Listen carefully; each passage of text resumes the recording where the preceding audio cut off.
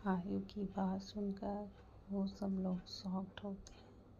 तो वहीं आदित्य और हूर को तो जैसे ही एक झटका सा लगता है।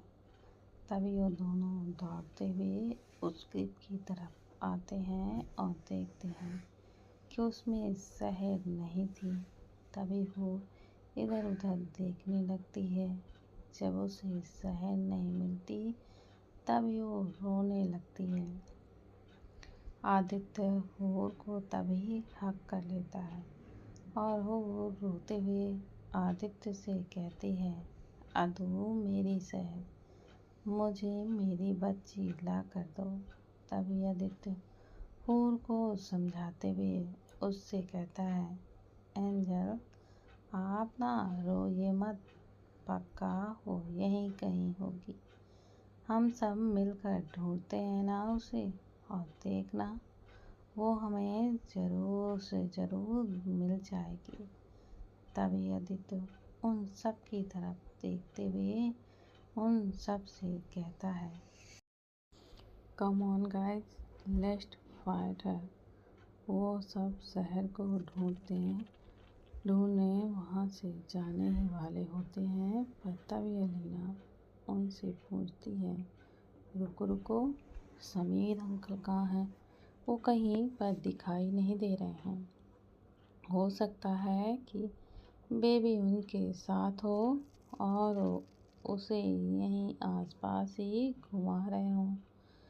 तभी निशा अलीना की बातों से सहमत होते हुए उनसे कहती है, हाँ ये तो हो सकता है, रुको मैं डैडा को फ़ोन करके देखती हूँ, पक्का बेबी उनके पास ही होगी। तभी निशा समीर जी को कॉल करती है और रिंग जाती है, पर वो अपना फ़ोन ही नहीं उठाते हैं।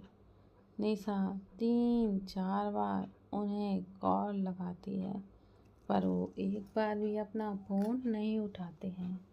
तो अभी निशा को भी बहुत घबराहट सी होने लगती है। निशा उन सब की तरफ देखते हुए अपनी चिंता भरी आवाज़ में उन सब से कहती, गाइस डैड तो फ़ोन ही नहीं उठा रहे हैं, पक्का कुछ तो गड़बड़ है और पता नहीं क्यों, पर मुझे अच्छी फीलिंग बिल्कुल भी नहीं आ रही है। तभी यूवी उनसे कहता है, ऐसे टाइम वेस्ट करने से कोई फ़ायदा नहीं है, चलो उन्हें ढूंढते हैं। यूवी की बात सुनकर वो सभी इधर से उधर देखने लगते हैं। वो सब आधे घंटे से पूरे घर में और बाहर भी देख चुके थे, पर न उन्हें समीर जी कहीं दिखे और न ही शहर। निशा को उसके डैडा का फ़ोन एक कोने पर पड़ा हुआ मिला था। अब तक हूर की रो रो कर बुरी हालत हो चुकी थी और आदित्य भी अंदर से बहुत ही ज़्यादा डरा हुआ था।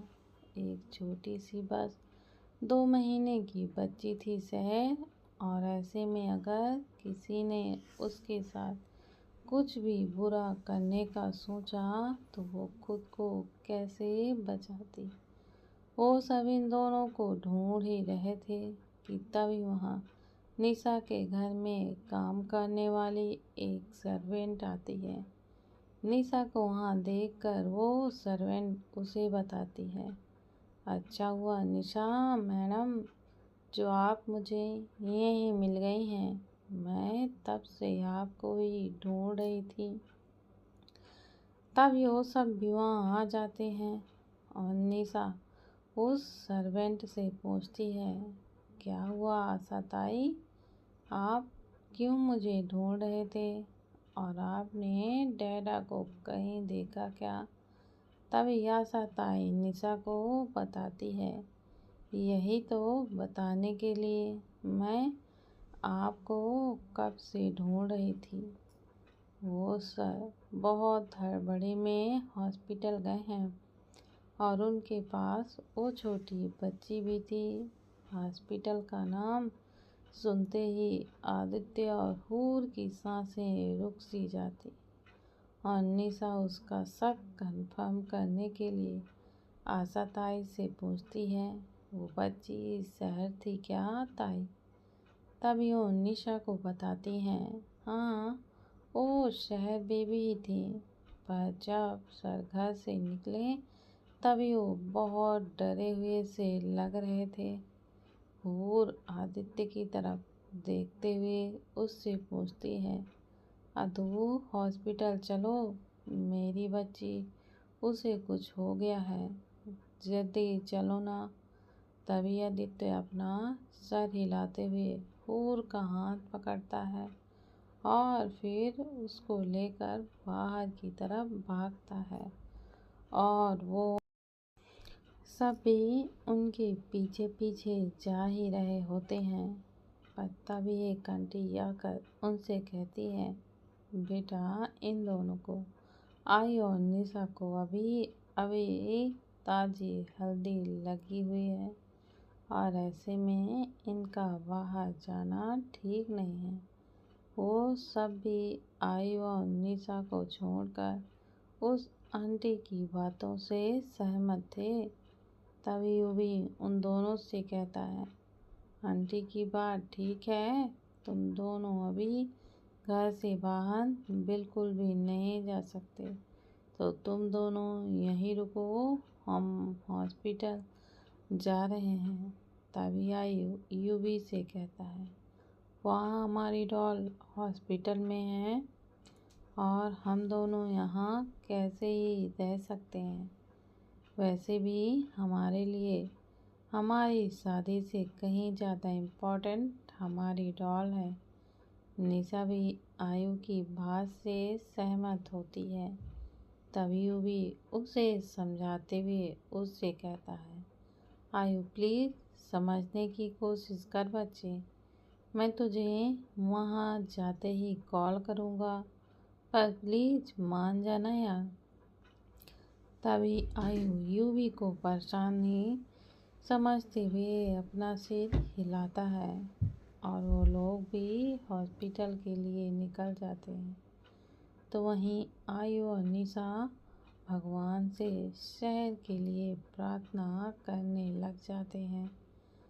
सेवन हिल्स हॉस्पिटल में इस वक्त समीर जी वहाँ एक रूम के बाहर खड़े थे और उनके चेहरे पर चिंता और डर साफ साफ दिखाई दे रहा था। तभी कुछ उस रूम से बाहर आता है और उसे देखते ही समीर जी उसकी तरफ भागते हैं। तभी समीर जी कुछ से पूछते हैं, डॉक्टर बच्ची कैसी है? वो ठीक है और उसे कुछ होगा तो नहीं ना? तभी कुछ अपनी चिंता भरी आवाज़ में उन्हें बताता है, बच्ची की हालत अभी भी ठीक नहीं है। ये तो बहुत अच्छा हुआ है कि आप उसे सही वक्त पर यहाँ पर ले आए, वरना अभी कुछ भी हो सकता था। वो अपनी बात को पूरा कर ही रहा था कि तभी उसकी नज़र आदित्य और हूर की तरफ पड़ती है, जो अभी वहाँ खड़े थे, पर इस वक्त उसकी हालत बहुत ही ज़्यादा बुरी थी। दोनों की भी आंखें लाल थी और चेहरे पर आंसू भरे निशान थे। तभी कुछ आदित्य और हूर की तरफ आता है और फिर वो आदित्य की तरफ डिसपॉइंटमेंट के साथ देखते हुए उससे कहता है, मुझे आपसे ये उम्मीद बिल्कुल भी नहीं थी सर। आप तो अपने प्रोफेशनल में एकदम परफेक्ट हैं, पर आज आपने इतनी बड़ी गलती कैसे कर दी? तभी आदित्य कुछ से पूछता है, कुछ देख, बातों को गोल गोल मत घुमा और साफ साफ बता कि क्या हुआ है मेरी बेटी को और वो कहाँ पर है। अब तक वो सब आयु और निशा को छोड़कर सब यंग गेस्ट भी वहाँ पर आ चुके थे। तभी कुश अपनी प्लेन आवाज़ में आदित्य से कहता है, सर, आपने अपनी बच्ची को अपनी गोद में कब लिया था या फिर उसे टच कब किया था?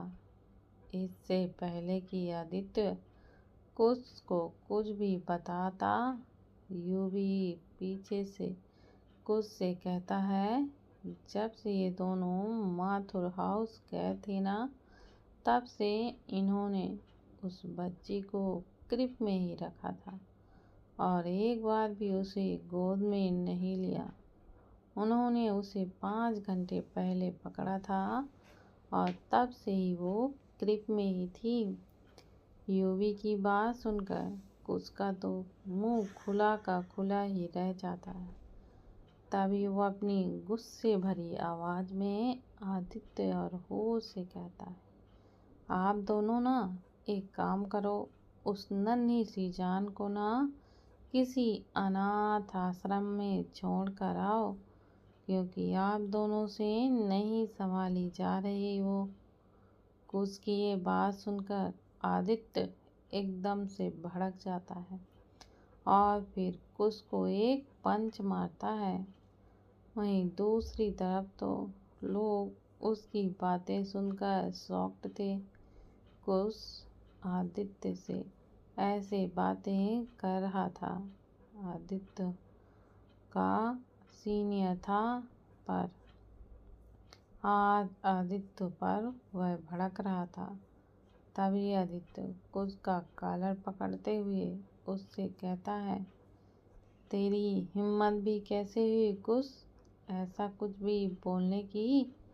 वो मेरी बेटी है, कोई अनाथ नहीं जिसे मैं अनाथ आश्रम में छोड़ कर आ जाऊं। तभी कुश आदित्य की पकड़ से अपना कॉलर छुड़ाते हुए उससे कहता है, अच्छा, वो आपकी बेटी है, पर आपको तो उससे कहीं ज़्यादा अपनी एंजॉयमेंट की पड़ी हुई थी। अरे, मैंने आप दोनों से ये पहले ही बताया था कि वो एक प्रीमेच्योर बेबी है, तो ऐसे में आपको उसका बहुत ही ज़्यादा ध्यान रखना था होगा। पर आप दोनों क्या ही कर रहे हो, हाँ? क्या आप दोनों में से किसी को भी ये बात पता थी कि जब आप दोनों उस फंक्शन में बिजी थे, तभी वो बच्ची हाई फीवर में एकदम से तड़प रही थी? क्या आपको पता था कि उसे फीवर है या फिर नहीं? अरे, अगर मैं अभी नहीं बताता तो आपको पता भी नहीं चलता कि 104 फीवर है। पता है ना आपको कि ये एक 2 महीने के बच्चे के लिए कितना ही जानलेवा साबित हो सकता है अगर उसे सही वक्त पर मेडिकल अटेंशन नहीं मिली तो। और उस पर शहर एक कमज़ोर बच्ची है, तो ऐसे में आप दोनों ही सोचो कि उसके लिए कितना ही ज़्यादा हार्मफुल हो सकता था। वो तो अच्छा हुआ कि समीर अंकल का ध्यान गया, वरना कल आपके घर में शादी नहीं, पर आपकी बेटी की। आगे वो कुछ भी नहीं बोल पाता, पर सब उसकी बातों के मतलब को अच्छी तरह से ही समझ जाते हैं और हूर वहाँ फर्श पर बैठ जाती है। तभी अलीना और सेजल उसे हक करती हैं और उसकी बाहों पर फूट फूट कर रोने लगती है। वहीं आदित्य खुद भी पूरी तरह से एकदम ब्लैंक हो चुका था और उसके कानों पर अभी कुश की ही बातें गूंज रही थीं। तभी अचानक से उसकी आंखों के आगे एक अंधेरा सा छा जाता है और वो 2 कदम पीछे की तरफ लड़खड़ा जाता है। तभी यूवी आदित्य को संभाल लेता है और उसे दक्ष की हेल्प से वहाँ मौजूद चेयर पर बिठा देता है। तभी यूवी कुश से पूछता है, कुश, अभी हमारी छोटी सी जान कहीं है और वो ठीक तो है ना? तभी कुश अपनी चिंता भरी आवाज़ में यूवी से बताता है, वो इस वक्त आईसीयू में है और उसे 2 दिन तक वहीं रखना होगा। तभी हूर अपनी बड़ी आंखें करते हुए कहती है, आईसीयू 2 दिन तक वहाँ कैसे रहेगी मेरी बच्ची? मुझे देखना है उसे, प्लीज़ लेट मी गो। तभी कुछ अपना सिर ना में हिलाते हुए हूर से कहता है, आप यहाँ नहीं जा सकती हूर। सॉरी, शायद आपको मेरी बात बुरी लगे या तकलीफ भी दे, पर जब उसे आपकी ज़रूरत थी तभी आप उसके पास नहीं थी। हूर, वो सिर्फ 2 महीने की बच्ची है और आप उसकी रियल मॉम नहीं हो, पर उसे आप दोनों के पास वो कंफर्ट मिलता है जो एक बच्चा उसके पेरेंट्स में ढूंढता है। उस छोटी सी बच्ची को अभी किसी बात की कोई भी समझ नहीं है। वो तो आप लोग हमेशा उसके साथ रहते हो, इसलिए वो आपको पहचान सकती है। अच्छा हूर, मुझे एक बात बताइए, क्या आज सुबह शहर आपसे चिपकी हुई थी और आपसे अलग जाने पर रो रही थी या फिर चिड़चिड़ा रही थी?